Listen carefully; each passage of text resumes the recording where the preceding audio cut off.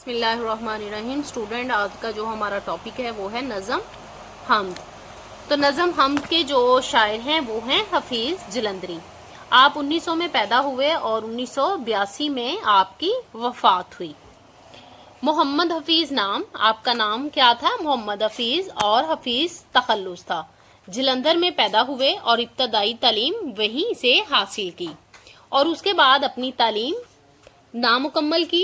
شعر و شاعری کا فطری ذوق رکھتے تھے اور بچپن سے ہی شعر کہنے لگے. مولانا غلام قادر گرامی کی شاگردی اختیار کی. 1947 میں پاکستان چلے آئے اور لاہور میں ہی آپ کا 1982 میں آپ کی لاہور میں وفات ہوئی. ان کا مزار اقبال پارک میں مینار پاکستان کے قریب واقع ہے. پاکستان کا قومی ترانہ ان کی ایک باعث فخر تخلیق ہے.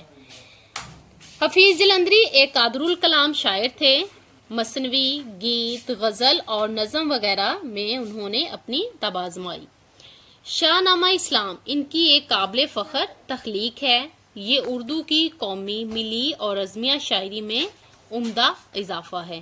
ان کی تصانیف تلخابہ شیریں، سوز و ساز، حفیظ کے گیت. اسٹوڈنٹس، یہ جو MCQs میں نے ہائی لائٹ کیے ہوئے ہیں، آپ بھی اسی طرح سے اپنی بک پہ ان پوائنٹس کو ہائی لائٹ کریں گے.